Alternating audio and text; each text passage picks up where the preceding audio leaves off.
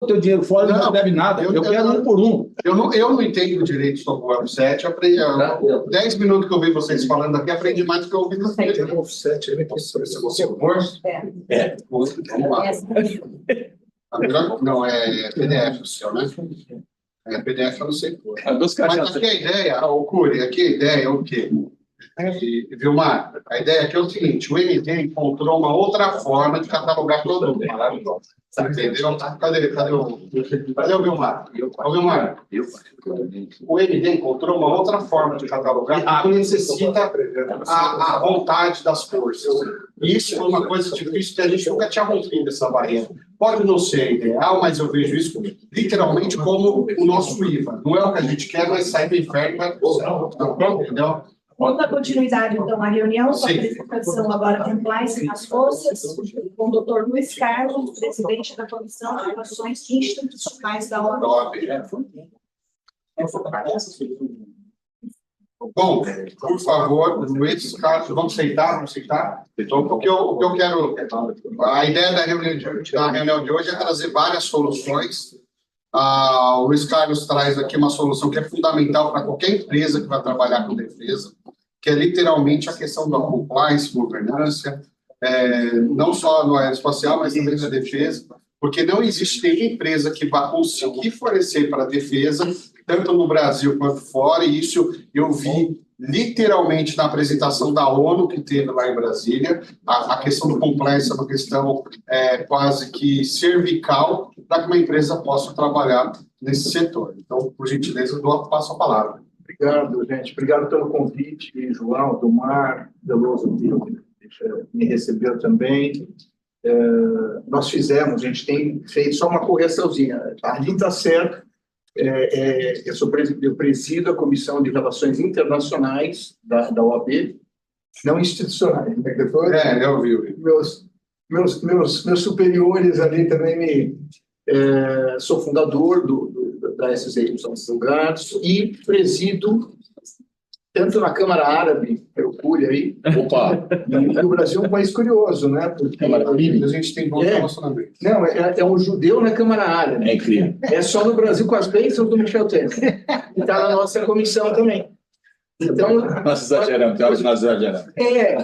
E aí, então, eu presido o Comitê de Compliance, Governança e Risco da Câmara Árabe e da FUNSEX, que é a Fundação de Comércio Exterior. Então, todos vocês aqui, nós brincamos no almoço, né, que voltou, nunca deixou de estar em voga a frase do ministro Delfim Neto, né, falecido esse ano, que exportar é o que importa, né? Mas eu gosto de uma segunda dele também, que ele dizia o seguinte, que tem tudo a ver com o que nós vamos falar hoje.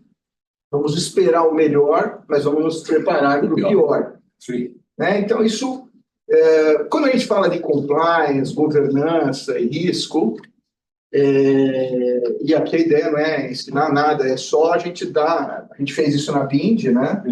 E com o general Mattioli e tal, então daí que eu conheci também o João. E temos falado na parte de comércio exterior muito disso, que basicamente, quando a gente lê compliance, governança e risco, a gente fala em SG, tudo isso é planejamento. Então, vocês que são empresários, né, eu vi aqui as emoções, a palavra sofrimento foi repetida, dor e tal. Isso é uma grita geral, né, do brasileiro em geral. Quer dizer, estamos aí, falamos no almoço isso também, à beira de uma reforma tributária. Está sendo gravado, então fica aí para o registro. Manicômio de leis, 350 mil leis tributárias em vigor no nosso país, são 50 novas todo dia. Não é para amador, é para profissional. Né? Fora o que, hoje pode, amanhã não pode, e o Brasil também, né? É o país que tudo muda, até o passado muda. Né? Então, se reescreve.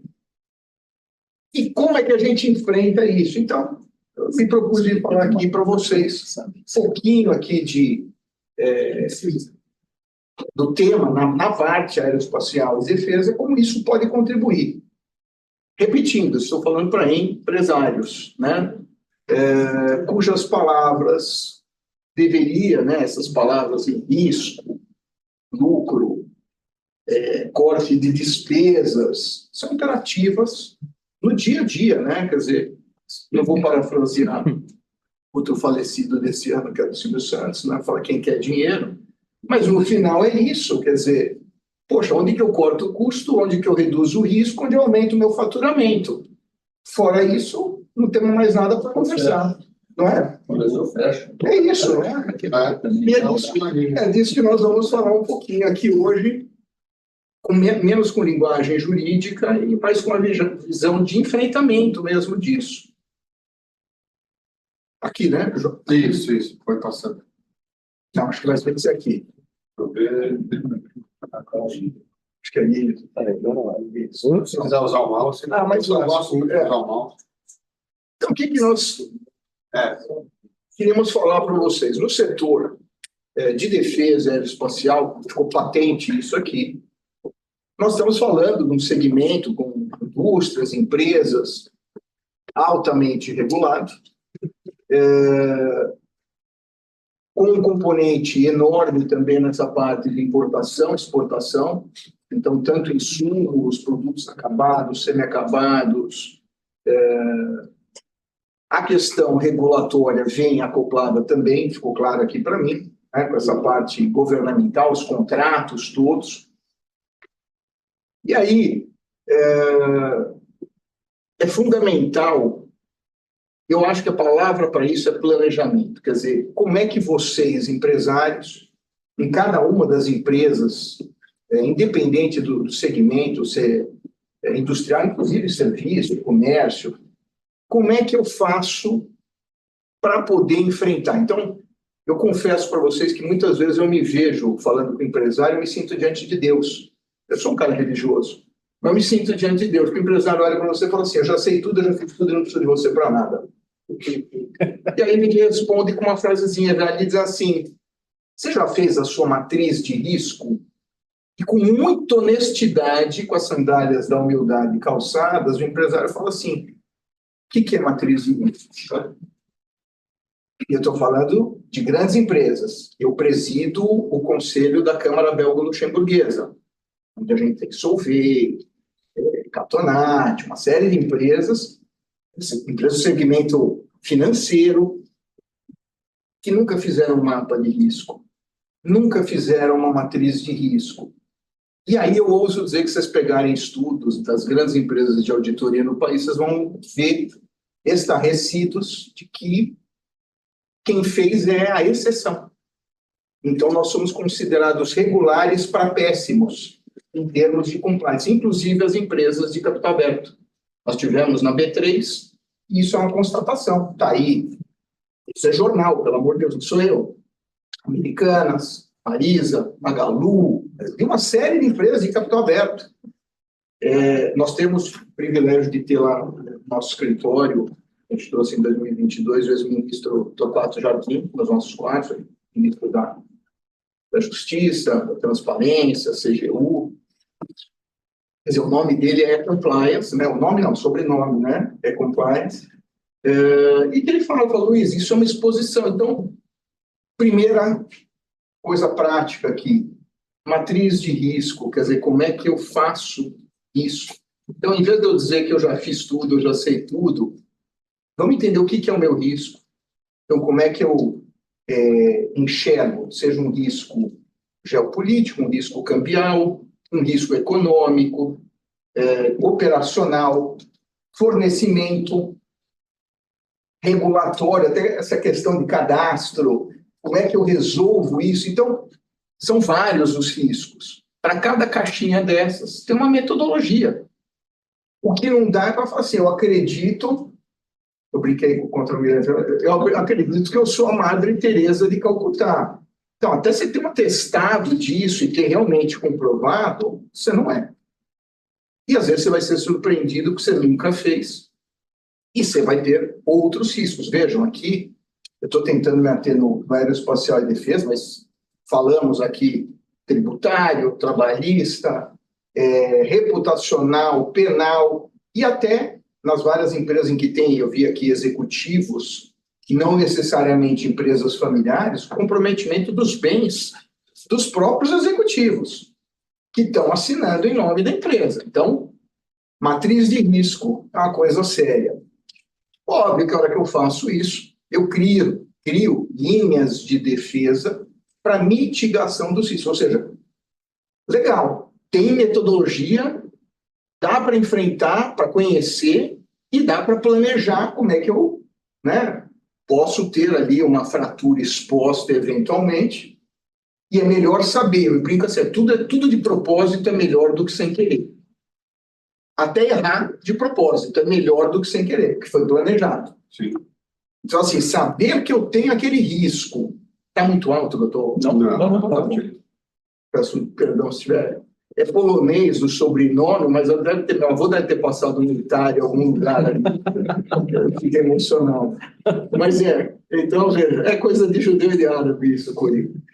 Não, mas de falar com a mão é italiana, então tem. Então, veja, essa mitigação de riscos é um enfrentamento. E o que eu ganho enfrentando isso? Eu evito penalidade, eu aumento a minha eficiência. Prevenir acidentes é dever de todos. É isso. Nós fizemos, dia 25 de setembro, agora, o nosso congresso de Relações e Direito Internacional. O João nos deu o privilégio aí da presença. A abertura foi feita pelo ministro Rubens Recupero, pelo ministro Torquato e à distância pelo ministro Aloysio Nunes.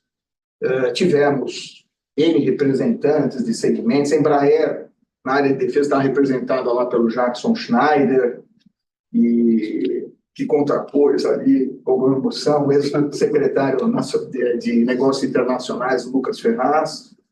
E aí ficou claro a sequência disso, que é a questão dos acordos multilaterais, vocês estão falando de OTAN, bilaterais, contratos internacionais, e isto é fundamental. Eu faz 20 anos que eu sou o cônsul do Suriname no Brasil. O Suriname, estou ouvindo o Vilmar falar ali, ele tem um acordo, e é bom o Brasil prestar atenção nisso, porque cada vez nós estamos mais integrados com o mundo todo. Tem uma lei no Suriname que, se você agregar mais de 20% do produto no país, ele é made in Suriname. Qual o tamanho da indústria de defesa do Suriname? Zero. Nada. Não tem estatística. Agora, o que se produz lá, e nós já fizemos um projeto assim, refresco em pó. Não tem fábrica. Mas se eu mandar a granel e invasar lá, é mais de 20% de valor agregado. Não precisa ir lá para o Suriname, norte do Pará. Paraguai oferece isso. Uruguai oferece. Então, também, não estou botando couro aqui com o presidente Vilmar, pelo amor de Deus. Você está falando que eu estou instigando alguma coisa? Não, que provocou os meus piores instintos, né? Não. Mas é isso, quer dizer, o mundo, e a gente tem falado isso no ambiente da OAB, é isso, não tem alternativa de planejamento tributário aqui, patrimonial, sucessório. O sujeito vai buscar onde tenha, com toda a legalidade, com todo o fundamento, mas o empresário quer lucro. Onde eu tenho melhor cargo, maior incentivo, então fica aqui também, quer dizer, nesse trabalho de compliance, de risco, de governança, buscar o planejamento, buscar a eficiência, com acordos nacionais, internacionais, contratos. Então, essa eficiência faz a empresa chegar nesse patamar. Aí, a descrição, né, quer dizer, não tem como, vai passar isso daqui, a questão da governança por riscos, compliance, jurídico, então, acaba tendo que ser um processo de aculturamento. Entender que faz parte do dia a dia, e eu quero que vocês esqueçam o conceito do compliance apenas como código de ética e de conduta, que boa parte das empresas perdura atrás da porta do almoxarifado. Não tem contaminação da cadeia, não tem do alto comando para todo o resto da estrutura, e, portanto, é uma norma que não pega. Está lá 12 tipos de conta, gastar uma nota, bonito, e a gente teve já com empresas de setor elétrico, Nós temos, a gente fez o modelo da não sei o quê. Sim, mas, eu vi você gritando com um funcionário aqui, mas com muito prazer. E aí? Você é o CEO. Como é que fica isso? Então, assim, o que a gente tem dito, vamos subir um degrau de cada vez. 78%, aí vamos simplificar, 94% das empresas são micro, pequenas empresas, ou talvez do lucro presumido. Nós temos 6% só de empresas de lucro real. Dessas não tem 2% efetivamente profissionalizadas, com conselho, com tudo. Então, é um processo pelos quais a empresa tem que passar. Por que eu faria isso? Porque é legal? Porque é ético? Já não é negócio. É isso. Eu prefiro, na linha do Delfim Neto, vamos pegar o pior do ser humano. Não é o lado altruísta, é o lado egoísta. Eu vou fazer porque dá lucro. Eu vou fazer porque é legal, porque eu não quero ter penalidade, eu quero ganhar dinheiro, e eu vou fazer esse negócio frutificar. Então, um bom motivo cultural para as pessoas falar assim, vou permear isso e vou fazer de uma forma sistemática, devagar. Um passo, baby steps, um passinho de cada vez. Aí a coisa vai funcionar. Aqui no mouse. Conhecimento internetico aqui é on e off, né? Pronto. Muito bem. E aí, um mapa disso, quer dizer, quando a gente está falando de riscos, nós estamos falando controles. Então, vamos estabelecer controles. Como a gente faz o monitoramento, a mitigação, o conhecimento da alta direção. Para vocês terem uma ideia, vamos ter uma coisa bem básica aqui. Nada deveria existir na vida de qualquer das empresas dos senhores, das senhoras aqui, que não fosse pela via escrita e formal, vulgo contrato. Né? Aí você fala assim, então, eu já fiz esse desafio em câmaras europeias, com empresas suecas, holandesas, e aí vai. Quem pode botar a mão na Bíblia e jurar o seguinte, todos os contratos aqui estão de acordo com a legislação vigente? Ninguém levantou a mão. Quantos estão assinados porque realmente representava e tinha poderes ou não? Ah, mas aqui precisa de 2, só assinou 1. Onde estão os contratos? Tem arquivo morto, tem na nuvem.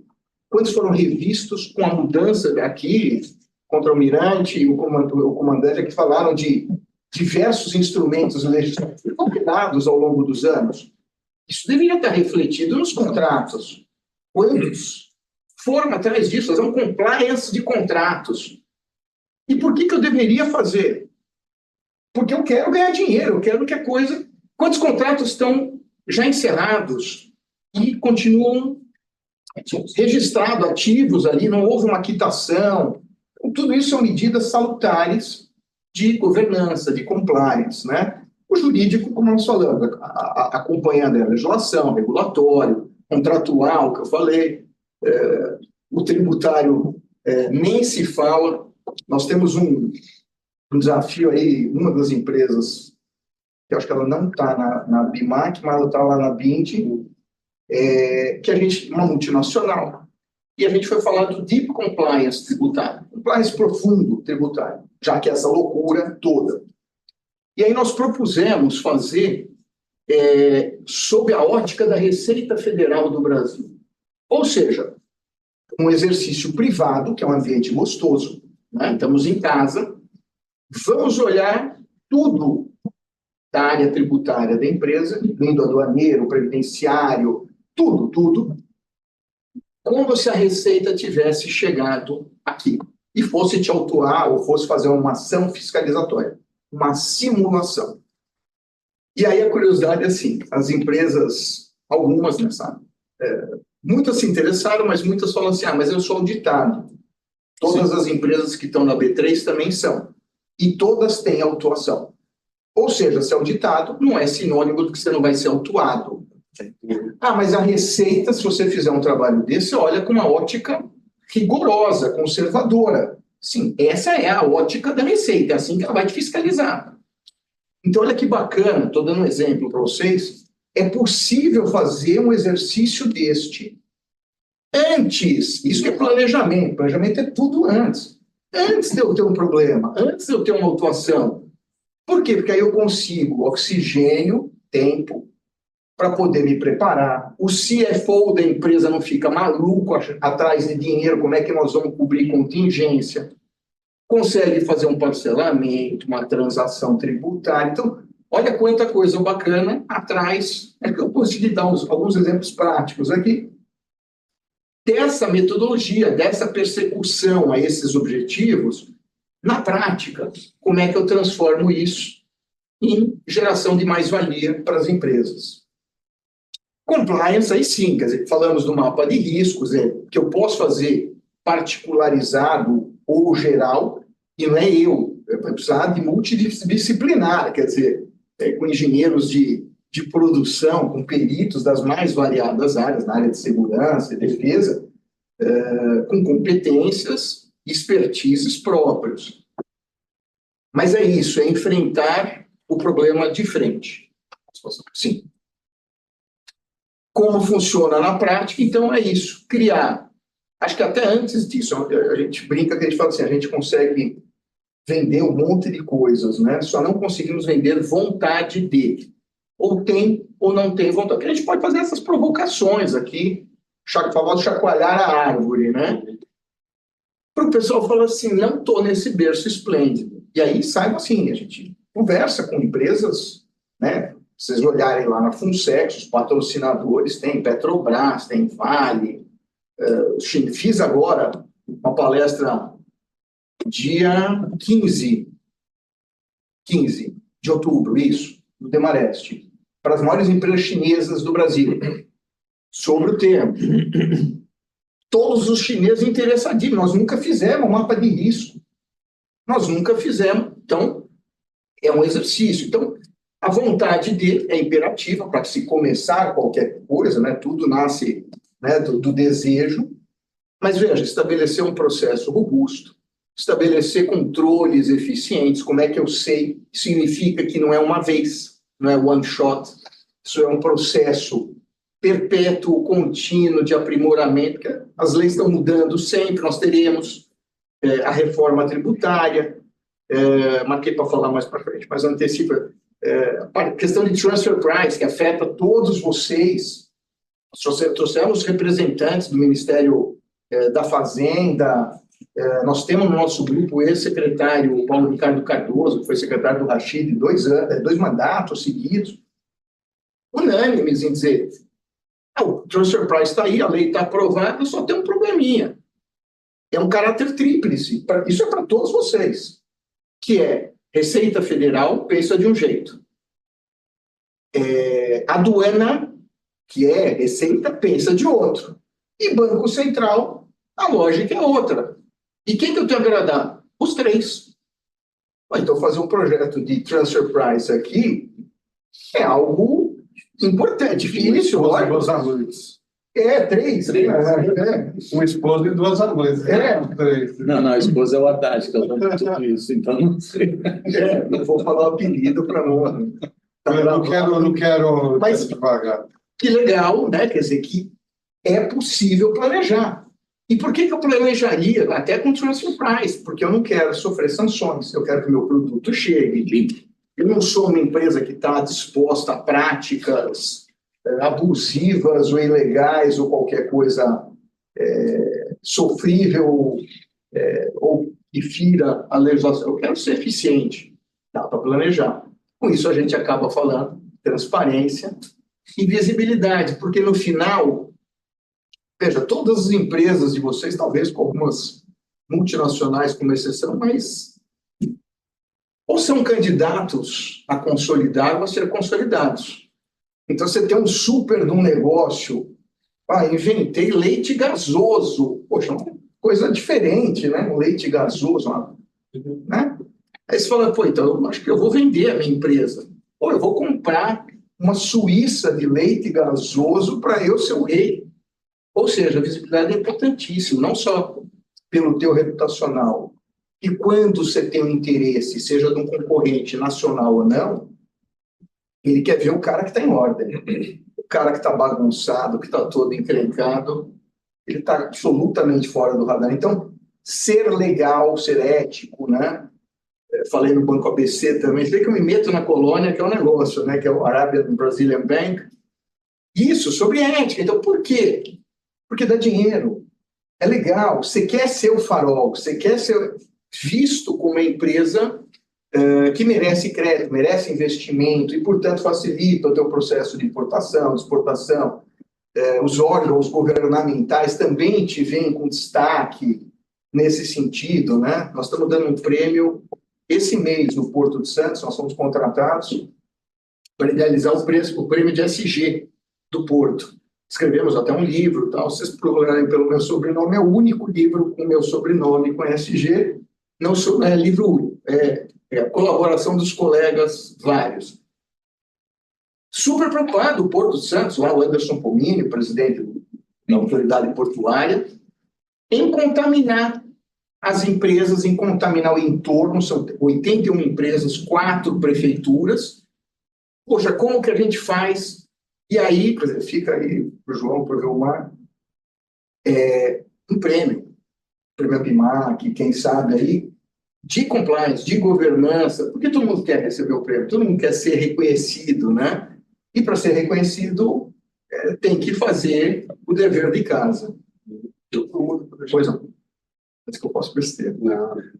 Como funciona na prática? Então, a gente está colocando, para vocês entenderem, tanto a parte de gestão interna, como a parte de gestão externa. Então, implementar uma política que visa coibir, né, práticas de corrupção. Nós queremos empresas saudáveis, competindo, e acho que faz parte até do teu processo de análise da tua operação, o que isso é bom, o que isso não é bom. Vamos concentrar no que nós somos bons, é o foco, né? Contar com uma lista de procedimentos padronizados. Então, como é que eu faço isso periodicamente, registrados? Oferecimento de treinamento, que você não contamina sem treinar. Lá no Banco ABC eu fiquei impressionado, eles fazem aqueles quiz, né? Periodicamente, o pessoal ganha pontuação e tal, para saber que todo mundo entende o que é compliance, o que é governança e está comprometido com isso. Política de penalizações e incentivos às boas práticas, lógico, né? Lembrar Maquiavel aqui, não Sun Tzu, né? Temos muitos militares aqui, que é isso, né? O castigo dado uma vez só, as bondades vão dando aos pouquinhos, né?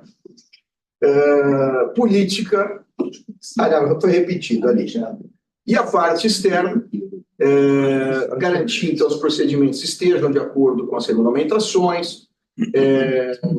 Essa parte aí tem a ver mais para a parte de importação, exportação, NCN, né, Mercosul.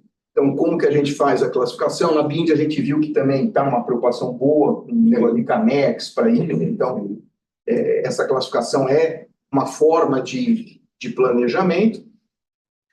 Com isso, quer dizer, o pagamento correto de todos os encargos, tributos, o cumprimento das obrigações regulatórias. Vocês veem que no Brasil, o setor elétrico ele tem um itemzinho, que é um negócio de pesquisa e desenvolvimento, pesquisa e eficiência, que é 1% do lucro operacional líquido, que as empresas podem destinar para isso. Nenhuma cumpre. A Copel do Paraná, ela dá, acho que 100 geladeiras para a comunidade carente. Ela falou, está feito aí um negócio de eficiência energética. A geladeira está escrito que tem eficiência energética. Tem 30 milhões que ela deixa na mesa.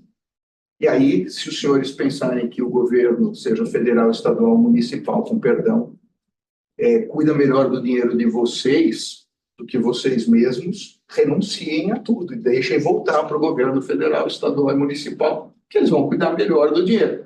Se vocês acharem que não, aí tem a lei do bem, lei do esporte, antiga lei, né, com a lei, e é uma forma de estar aproveitando e faz parte do compliance, é um compliance social. Então, garantir o pleno cumprimento de obrigações regulatórias, apresentar todas as documentações que amparam as atividades da empresa e o mapeamento do risco. O que você deve observar? Então, hoje é um padrão internacional, viu o Veloso falando muito de OCDE, não acredito que a gente venha integrar a OCDE tão cedo, né?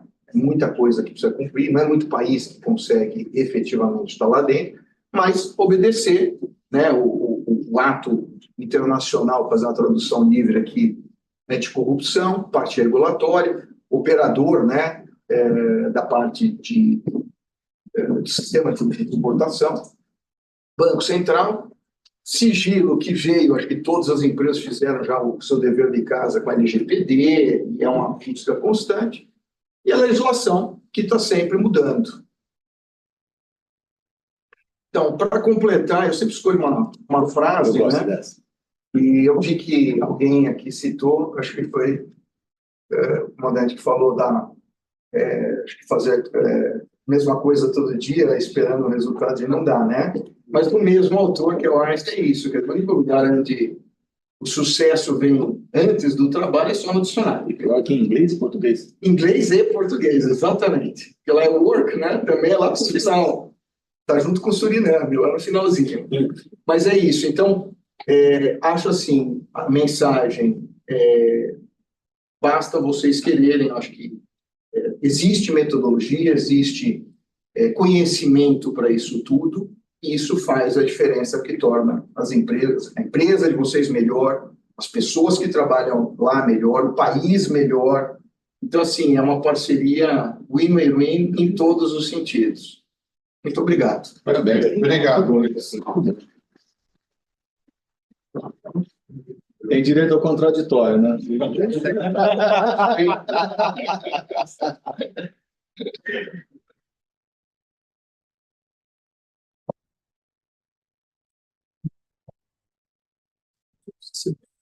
Tá bom. Curi. Presente.